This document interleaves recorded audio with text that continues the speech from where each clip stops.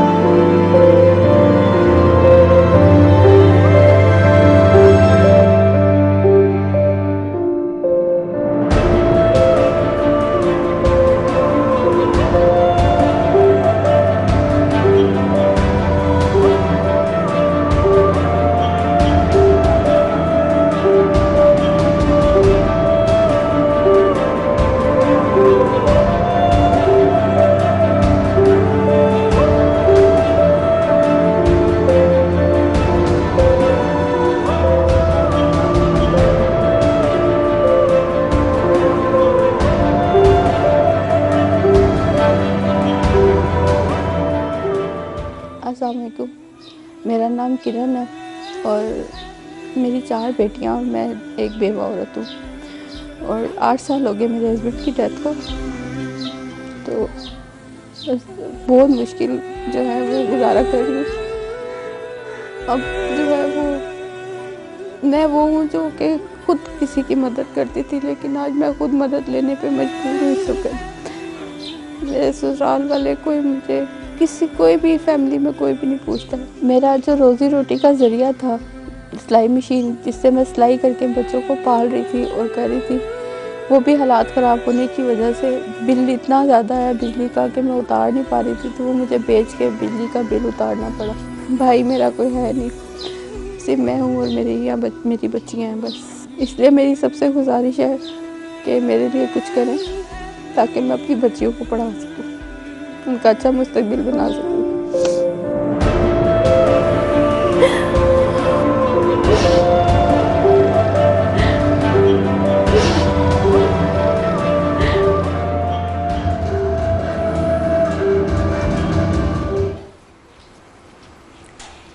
जी हाँ व्यूअर्स, किरण साहिबा हमारे साथ हैं।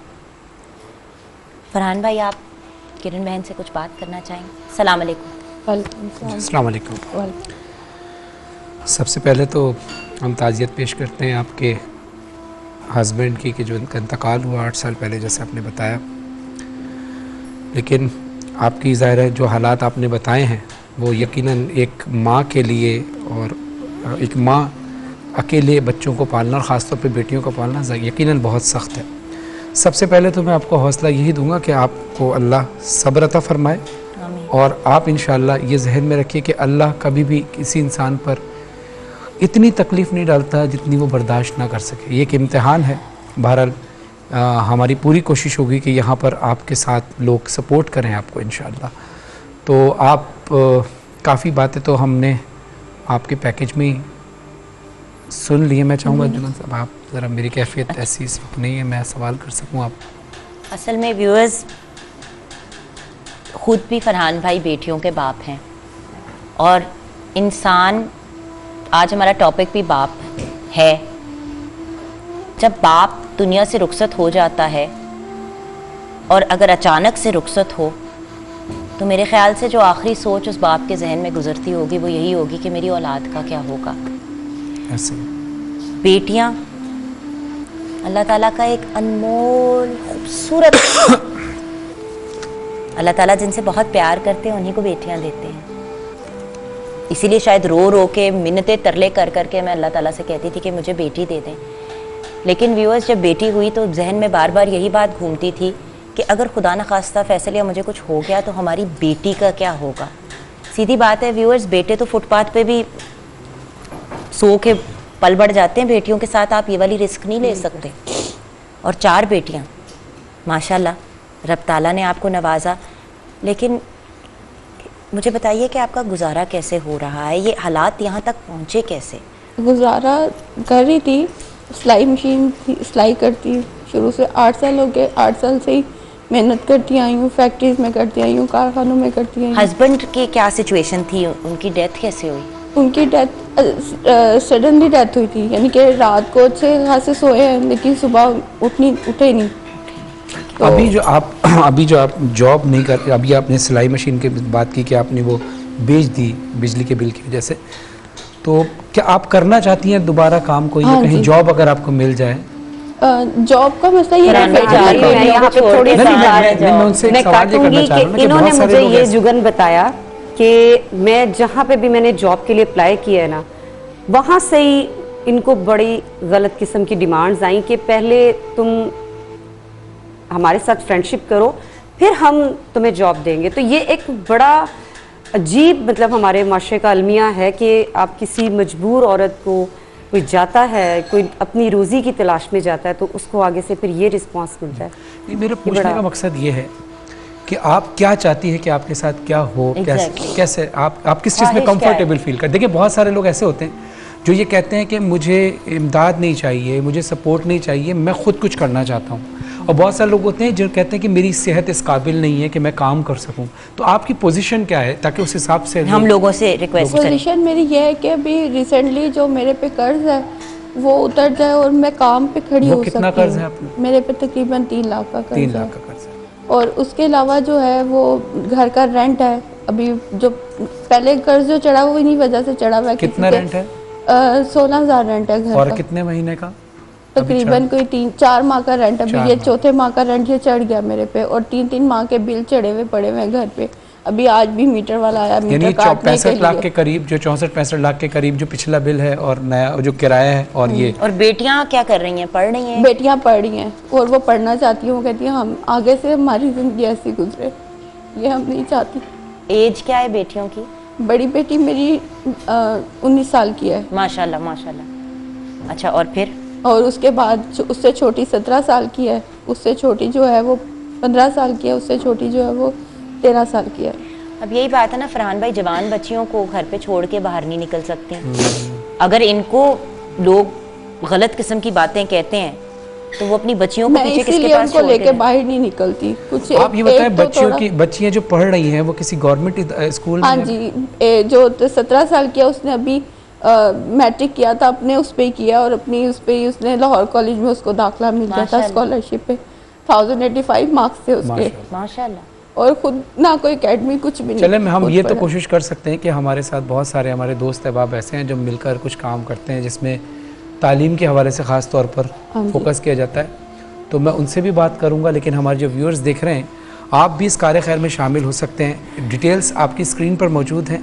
ये जहन में रखें कि बेटियां जो है ना वो रहमत होती हैं, और यकीन करें आप किसी की बेटियों के लिए सहारा बनेंगे तो इंशाअल्लाह आपके लिए भी सहारा। अल्लाह कभी आपको कोई बुरा वक्त ना दिखाए।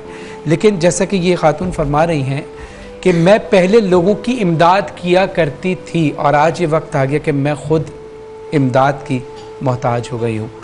तो मैं आपको पहले तो सबसे पहले ये पूरे एतमाद के साथ कह रहा हूँ कि ये सिर्फ आपका इम्तहान है। अगर आपने लोगों की मदद इब्तिदा में की है तो आपके साथ वो नेकी आपको सपोर्ट बन के खड़ी होंगी, लेकिन इस पर आप साबित कदम रहिएगा।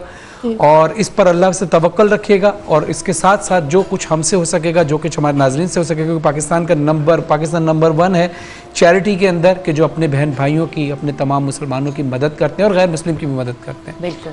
और व्यूअर्स, ये नंबर जो आप देख रहे हैं स्क्रीन पे, इस नंबर पे आप कॉल भी कर सकते हैं, और हेल्प करने के लिए बेसिकली ये नंबर आपके साथ शेयर किया है। हम आप लोगों को अपने जो भी लोग शो पे आते हैं उनके साथ इसलिए डायरेक्टली लिंक कर देते हैं कि आपको ये ना महसूस हो कि हम कह रहे हैं हमें पैसे दे दें, हम आगे देंगे। हम आपको डायरेक्ट नंबर दे देते हैं, आप उस नंबर के ऊपर राब्ता करके जितनी भी इमदाद करना चाहते हैं कर दें। लेकिन ये मैं एक बात, आप जुगन साहिबा, आप भी माशाल्लाह, मैं जो देखता हूँ ऑफ स्क्रीन, आपने राशन तकसीम करना है, आपने बहुत सारे काम ऐसे कर रही होती हैं जो पोशीदा हैं, वो आश्कार नहीं हो रही। कुछ नेकियां हैं जो ऐलानिया की जाती हैं ताकि मोटिवेशन पैदा हो लोगों में, और कुछ नेकियां छुपा के की जाती हैं ताकि अपने अंदर गुरूर पैदा ना हो। आप इस बात की गवाही दीजिएगा। मैं भी थोड़ा छोटा मोटा इस कार्य खैर में हिस्सा लेता हूँ। मैं इस रोज़े की हालत में गवाह बनकर कह रहा हूँ कि अगर आप अल्लाह की मखलूक की मदद करेंगे, अपने माल में से थोड़ा सा माल भी खर्च करेंगे ना, ला इलाहा इल्लल्लाह मोहम्मद रसूलुल्लाह अल्लाह, आपको किसी भी किस्म की कोई परेशानी नहीं होगी। जो रिस्क अल्लाह ने आपको आपके नसीब में लिखा है ना, वो उससे ज़्यादा बढ़ के कर देगा। फिर आपके जहन में सवाल आता है कि हम जिसकी मदद कर रहे हैं, क्या ये मोहताज है इस बात का, क्या ये हकदार है या नहीं? तो मौला अली अलैहिस्सलाम फरमाते हैं कि अगर तुम्हारे पास कोई सवाली आ जाए, तुम्हारे पास है तो तुम दे दिया करो। अगर वो उस बात का हकदार है और तुमने उसको दे दिया, तो अल्लाह तुम्हें वो देगा जिसके तुम हकदार हो, और अगर तुमने उसको दिया और वो इस बात का हकदार नहीं था, तो अल्लाह तुम्हें वो भी देगा जिसके तुम हकदार नहीं थे। तो मैं हल्फन रोज़े में ये कसम खाने के लिए तैयार हूँ कि अगर आपने किसी की भी, ये खातून हमारे सामने बैठी है, डिटेल्स इनके सामने मौजूद हैं, ये भी और आपके करीबी कोई भी जो लोग ऐसे मुस्तहिक हों, जिनको ज़रूरतमंद हो, आपने अगर इमदाद की तो इंशाअल्लाह आप मौका, आप पलक झपकते ही अल्लाह आपको रिकॉल करेगा, आपके कान में एक आवाज़ आएगी गैबी सूरत में कि तुमने मेरे बंदे की मदद की थी, आज मैं तुम्हें तुम्हारा बदला लौटा रहा हूँ। क्या बात है, माशाल्लाह। और यही बात है व्यूअर्स, आपका हिस्सा आपको ज़रूर मिलेगा, लेकिन ये भी वादा किया गया है कि एक हाथ से दोगे तो 10 हाथों से तुम्हें वापस मिलेगा। तो ज़रूर दें और दिल खोल के दें। और वही वाली बात है ना कि at the end of the day actions are judged by intentions. हम लोग का दारोमदार नियतों पर है। आपकी नियत अच्छी है, आगे रब जानता है। चीते की तरफ से आपके साथ एक राशन का कार्टन जाएगा, ये इनके रमज़ान के राशन बॉक्सेस है, उनकी तरफ से आपके साथ ये वो भी जाएगा। और व्यूअर्स, आप प्लीज़ दिल खोल के जितना मदद कर सकें हमारी बहन किरण की कीजिएगा। और एक बस रिक्वेस्ट ये है कि कॉल करें या इनसे रब्ता करें तो सिर्फ इसी कॉज के लिए कीजिए, नियत। हाँ, दो चीज़ें बताऊँ। कभी कभी ऐसा होता है इंसान वादे कर लेता है और इंसान को आसरा दे देता है, पहली बात। दूसरी चीज़ ये कि जिस तरह से मुशरा साहिबा ने फरमाया कि लोग गलत किस्म के बातें करते हैं, उससे इज्तनाब करें, क्योंकि आपके घर में माएँ बहनें, किसी के भी अल्लाह न करे वक्त आ सकता है। और अगर किसी ने फजूल बात की तो हम वो नंबर लेके पुलिस को रिपोर्ट करेंगे। Please be very clear on that. हम ख़वातीन अगर यहाँ पे ला रहे हैं तो इसलिए ला रहे हैं ताकि उनकी हेल्प हो, इसलिए नहीं लेके आ रहे ताकि लोग कोई फजूल हरकत करें, क्योंकि किसी ने की, हम उस नंबर को पुलिस को रिपोर्ट करेंगे। और आपको पता है कि आईडी कार्ड के थ्रू सारी इन्फॉर्मेशन निकल आती है। हम ब्रेक के बाद वापस आएंगे।